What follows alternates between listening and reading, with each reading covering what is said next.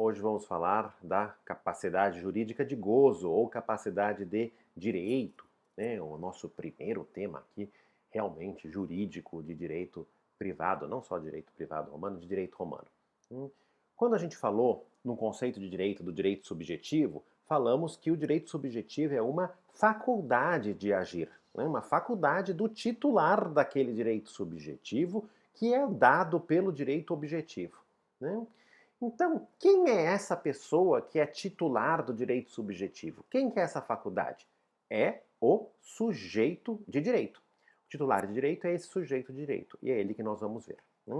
A gente pode falar ou de pessoas físicas ou naturais, ou de pessoas jurídicas ou morais, uma nomenclatura brasileira antiga. No direito romano nós vamos nos concentrar nas pessoas físicas, ou seja, o sujeito de direitos e deveres. No direito brasileiro, o sujeito de direitos e deveres, quem é? É todo mundo. Né? Então, todo mundo que está, né, dentro do território nacional, sob o direito brasileiro, é sujeito de direitos e deveres. Pode ser estrangeiro, pode ser um recém-nascido, né? Não existe nenhum tipo de requisito para isso. Né? Todo mundo, então, no direito brasileiro é sujeito de direitos e deveres. Em Roma, não é bem assim. Tá? Então, a gente vai ver exatamente os requisitos que vão formar esse sujeito de direitos e deveres. A gente está falando aqui de ter direitos e de ter deveres. Não estou falando aqui de poder exercer esses direitos ou de contrair deveres. Isso a gente tá falando, seria a capacidade de agir, que é a próxima aula. Né? Aqui é a capacidade de direito ou capacidade jurídica de gozo, ou seja, ter direitos e ter deveres. Vejam, um recém-nascido no direito brasileiro tem direitos, né? Obviamente, direito à vida, né? Direito de assistência, assim como ele tem deveres. Ele pode ser herdeiro de um imóvel que precisa pagar imposto, por exemplo. Né? Então, para o direito brasileiro, isso não tem requisitos. Para o direito romano, tem. Né?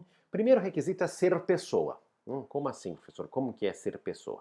Ser pessoa precisa de um nascimento com vida extrauterina, ou seja, precisa ser comprovada essa vida extrauterina. Né? O, o que é protegido desde sempre no direito romano são os direitos do nascituro. Né? A gente já falou de ficção jurídica. Né? Então é uma ficção jurídica que se considera nascido aquele que não nasceu. Né? Obviamente, quem não nasceu, não nasceu ainda. Então é uma inverdade. Né?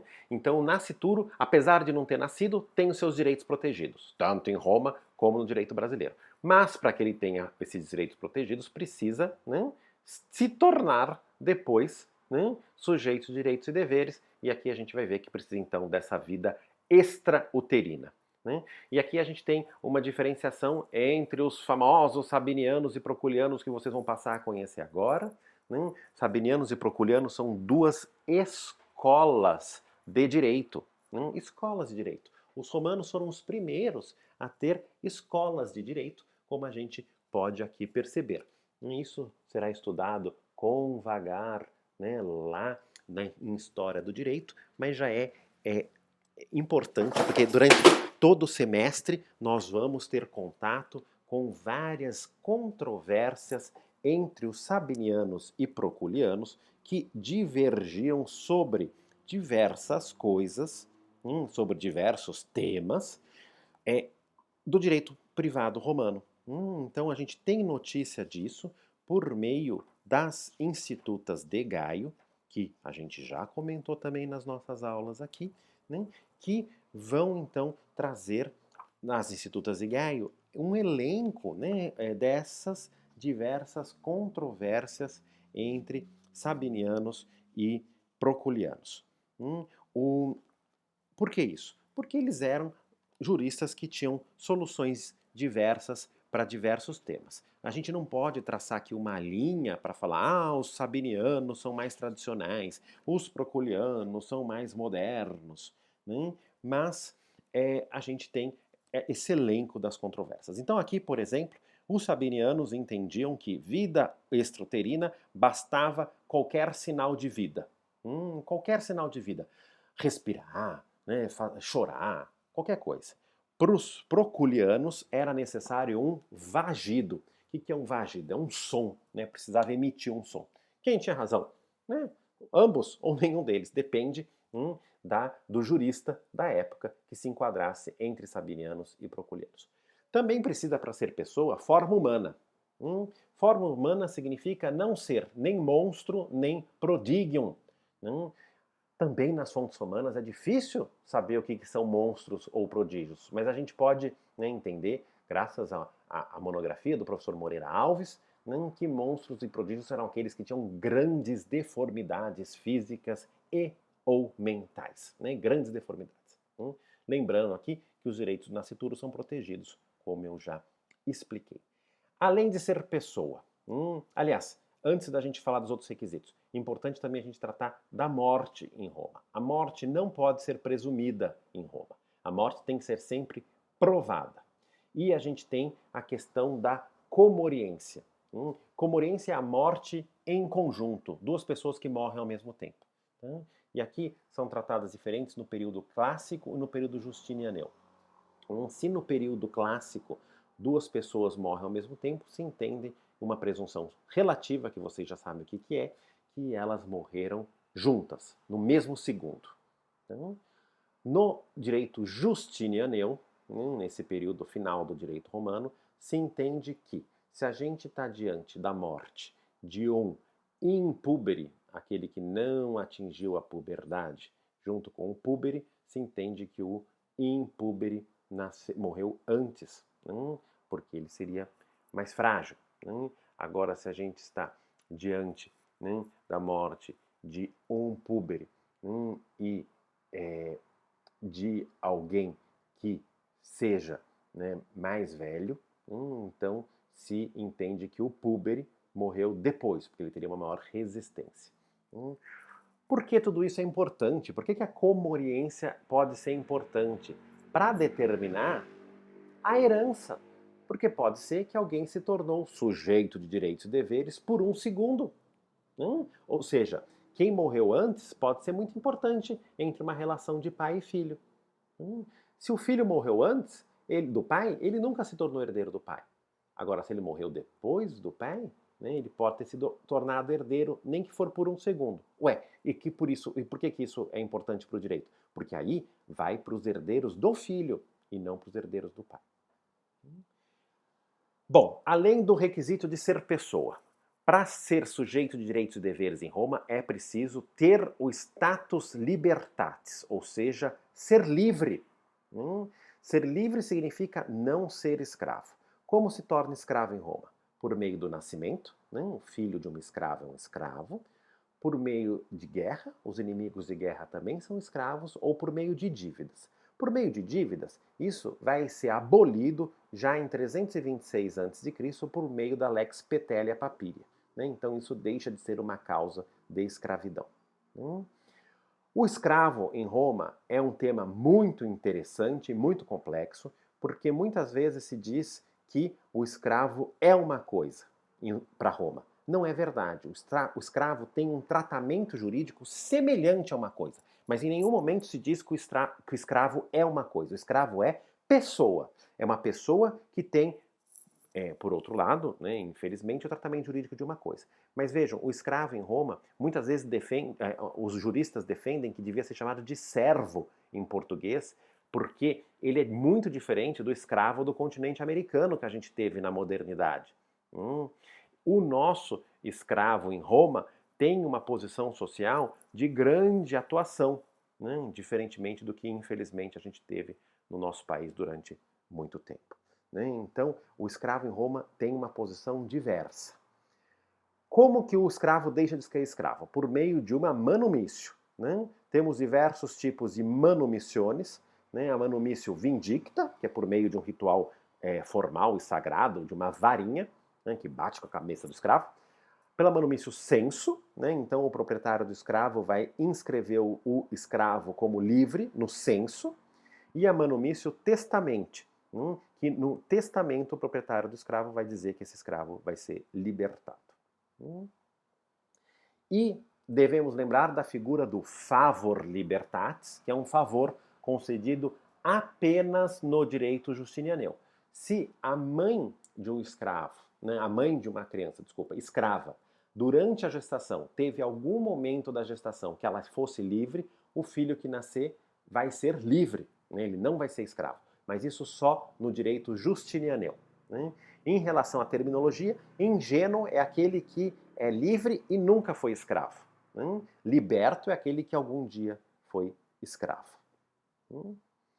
Então a gente já falou agora do status libertatis. Além do status libertatis, a gente precisa do status civitatis, ou seja, precisa ser civis, precisa ser cidadão romano.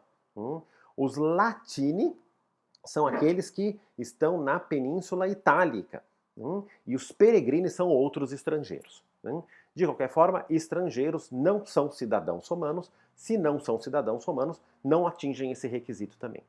E, por fim, o status família. Status família, vejam que aqui a gente tem que pensar na família romana, que é muito diferente da família de hoje. A família romana, ela é composta por um pater familias, esse chefe da família, que é o ancestral comum vivo mais velho, o ancestral comum vivo mais velho, que vai ser o chefe da família. Esse pater familias tem um poder de vida ou morte sobre aqueles que estão sob a sua pátria potestas, o seu poder, pátrio poder, e pode fazer o que quiser com esses filhos, e com seus escravos e tudo mais. Então, um poder muito grande. De qualquer forma, o pater familias é também um sui iuris. Sui iuris é aquele que seu direito, em português, é aquele que não está submetido a um pátrio poder. Olha, o pater familias não está submetido porque ele mesmo exerce o pátrio poder. Mas a gente pode ter alguém que seja sui iuris, seja homem, mulher, que foi libertado, foi emancipado desse pátrio poder, por meio da venda fictícia, são 3 vezes que vende para um amigo, e aí se torna um sui iuris. E aí ele fica independente do pátrio poder. Mesmo não sendo um pater familias, por exemplo, uma mulher pode ser sui iuris e não vai ser pater familias, porque pater familias precisa ser homem para ser pater. Mas a gente pode ter um homem também que é sui iuris, mas ainda não tem uma família, e mesmo assim é independente de pátrio poder. Diferentemente dos alieni iuris, eles são dependentes, eles estão embaixo de um pater familias e precisam ser submetidos a ele. Ora, com isso, a gente viu todos os requisitos. Vejam como é complicado. Para ser sujeito de direitos e deveres em Roma, precisa ser pessoa.